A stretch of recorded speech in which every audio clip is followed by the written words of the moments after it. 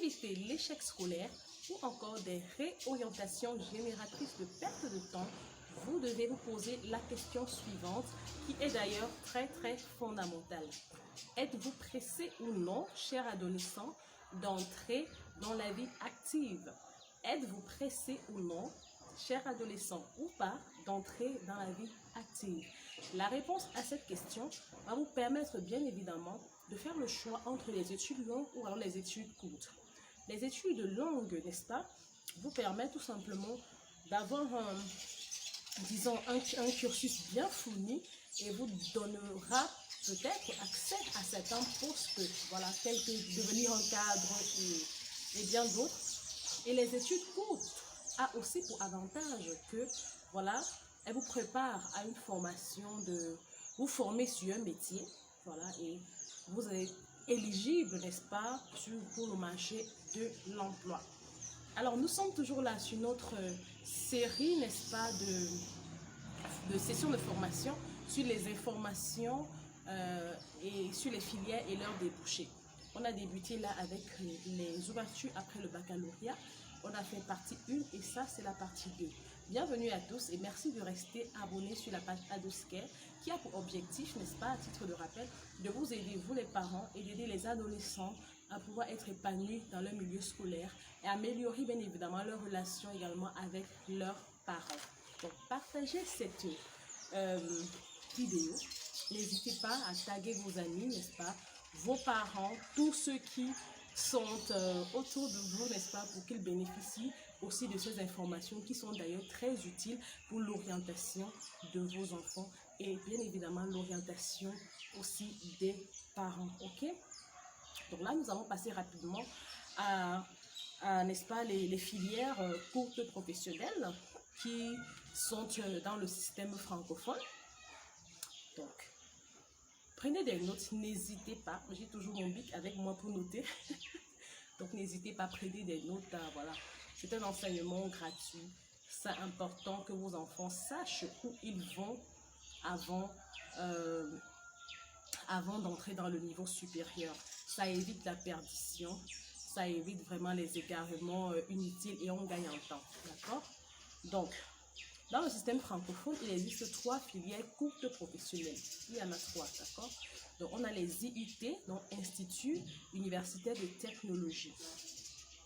Les spécialités les plus courantes dans ce secteur sont la biologie appliquée, la chimie, génie chimique, génie civil, génie électrique et informatique industrielle, génie mécanique et productique, mesures physiques, pardon, pour le secteur secondaire, voilà, gestion des entreprises et administration, carrière de production, carrière d'informatique, carrière sociale, statistiques et techniques quantitatives, techniques de commercialisation, transport logistique pour le secteur tertiaire. Nous avons en seconde position le BTS, les BTS, brevets de technicien supérieur. Alors, c'est un diplôme qui s'obtient également en 2 ans. Et nous retrouvons les filières telles que bureaucratique et secrétariat, comptabilité et gestion, action commerciale, électronique, communication et action publicitaire, mécanique automobile industrielle, maintenance informatique industrielle, économie sociale et familiale, hôtellerie et restauration, analyse biologique et les professions techno-commerciales. En 3e position, nous avons le DUST, qui est le diplôme d'études universitaires scientifiques et techniques. Ils sont très récents d'ailleurs et ils ont été conçus pour pouvoir éviter ou alors diminuer le taux d'échec du DUG, voilà, et pour former les jeunes rapidement à être opérationnels sur le marché de l'emploi. Nous avons les filières longues et professionnelles, voilà, qui ouvrent la voie dans l'obtention des licences professionnelles, les masters professionnels et les cycles de recherche et également au doctorat. Nous avons les filières longues généralisées. Là, c'est le système LMD, voilà, licence, master, doctorat. Donc, là, la stratégie de ces filières-là vise, voilà, c'est viser le plus haut possible, véritablement. Et voilà, le plus vous irez loin, le plus vous avez des chances de réussite vers l'emploi.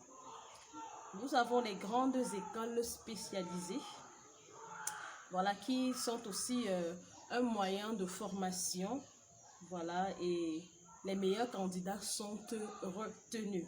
Nous avons les formations professionnelles de très courte durée également. Voilà.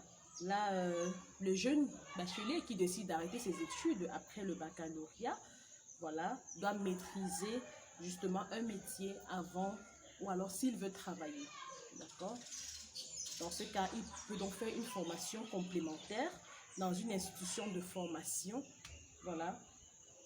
Et il sera élu sur le marché de l'emploi s'il est compétent. N'oubliez jamais la compétence, c'est tout ce qu'on vous demande. Alors, il y a également entrer dans une école de formation, entrer dans une école, dans la fonction publique plutôt, par voie de concours. Donc, disons que la fonction publique, après le baccalauréat, offre aux jeunes bacheliers, plutôt une large gamme, n'est-ce pas, d'opportunités de recrutement. Trouvez également un emploi dans le secteur privé. Il s'agit là de vous inscrire chez bachelier, de plus dormir à la maison et attendre le travail, mais d'aller vous inscrire par exemple au FNE, Fonds National de l'Emploi, qui, voilà, on pourra vous appeler si on trouve votre dossier intéressant. Répondre aux petites annonces également dans les radios et les presses. Ça vous demande d'être attentif, d'écouter le journal et également de lire.